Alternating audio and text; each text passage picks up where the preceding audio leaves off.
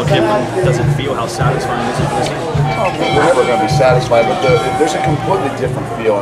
And I said that last week after that game. We don't want to make too big of a deal of one game or two games, but the reality is these are different feelings. And I mean that in the sense that last year was almost sometimes a relief that you won a football game. This is guys with a true euphoria to how they play and the ability to play together and handle some adversity.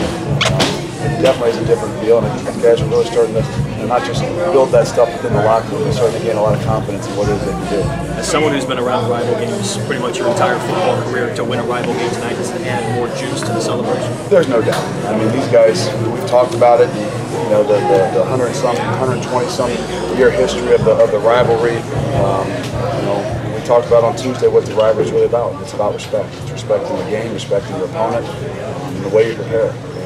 Proud to say these guys through a bunch of different adversity we've had this entire week, and getting home at 6 o'clock in the morning, they believed in the rivalry, they trusted it, they respected it, and they went out and played well. You were pretty hard on these guys this week in practice. Did you get the result that you wanted out of them emotionally, or? Yeah, and I think that there's one of those things as we start to build the things that we want, and you guys start to gain the confidence and feel better about what it is they're doing, and know that we can push them a little more. Sometimes it's tough in the situations of last year where you're getting to know these guys. They don't know how much you really care deep down inside. And when you're struggling, it's tough. So now we're at that point now where these guys are starting to believe in everything that we do, seeing some success, and now having the ability to increase those expectations on them. I mean that on a daily basis. Given the conditions, how significant was the performance in the defense tonight? Yeah, it's great. I mean, there's not many shutouts today in college football. Where we were last year and where we are right now defensively, and I don't just mean the ability to make big plays. I mean the ability to leverage the football, the ability to tackle so much better, the ability to trust and believe in one another, and with a lot of different situations and the elements and the shifts and emotions and things like that. We didn't have to hold back on anything, and it's because these guys have really kind of taken to it. Is Desmond taking over the job at this point? He continues to impress us all, and Hayden went in and did a great job too. We don't have a holding penalty. I mean, he gets us a first down, a huge spot in the game. So we keep kind of talking to those guys. We had a plan going in, wasn't expecting the conditions to be quite this bad, and wanted to make sure that we got Hayden in there on the third series, and it didn't quite happen like that. But he was right there, ready to roll. And the two of those guys are going to continue to make each other better. To get Des the ability to run the ball, like we talked about last year.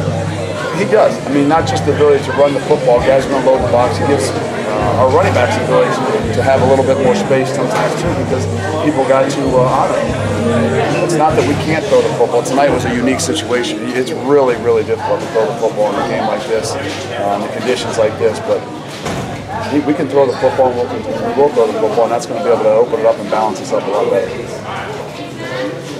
They tried to go to Gardner a lot. I mean, obviously you knew that was going to be a key. Were you satisfied with the way the corners were able to hold I'll tell you what, the guy I brought up in the locker room there was Terrell Gilbert. And he gave up the first, I wouldn't say gave up, the guy caught the first ball of the game on him, the very first play of the game. And I'm not sure when he was on Gilbert, he might have touched the ball again. And Terrell did a great job. He just, he didn't panic. He continued to battle. And he almost had probably 2 picks on some of those balls too.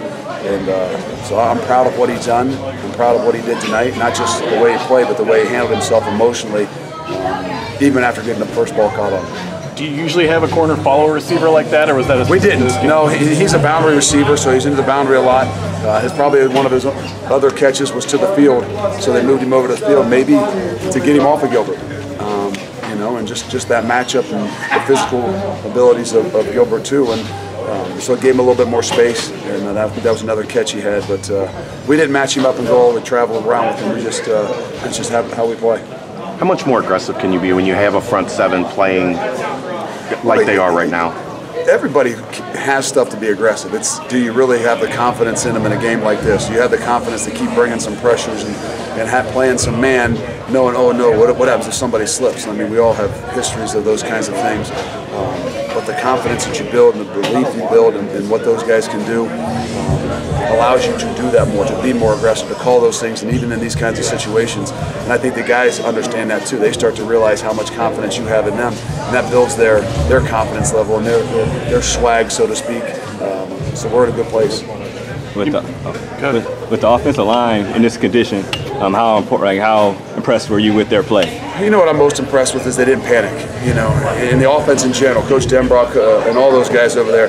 You know, your things aren't quite going. They're stuffing the box. They're blitzing off the edge. You know, they didn't panic. They didn't go away from the game plan and the weather conditions and what we were going to do, even though that wasn't quite working to start with. And sometimes you just got to impose your will. Sometimes you just got to kind of grind it out. And you know, towards the end there, you start to see a little bit of that start to take over with those guys up front. So I'm happy, really proud of them.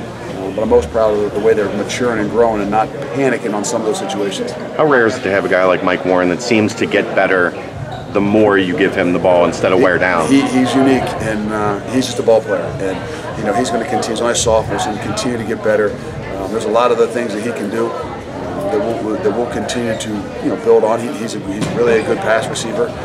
And then hopefully, eventually, we'll get Jared Dokes, and we saw Tavion Thomas tonight there get an opportunity. So there's some other guys we're building a lot of confidence in to give them some shots as well. Miami never entered the red zone. Did you guys talk about not giving up a lot of big plays throughout preparation? I mean, that's kind of a philosophy of us in general, to be able to leverage the football. But you know, it's a unique situation too. They got down there a little bit close there in the first half, and you know, we kind of got greedy ourselves on a third down penalty. Say, hey, let's push them back to fourth down, you know, because we believe in what we're doing, and we don't want them to be anywhere close to that red zone, have any opportunity to maybe kick a field goal too. Everybody good? Thank you.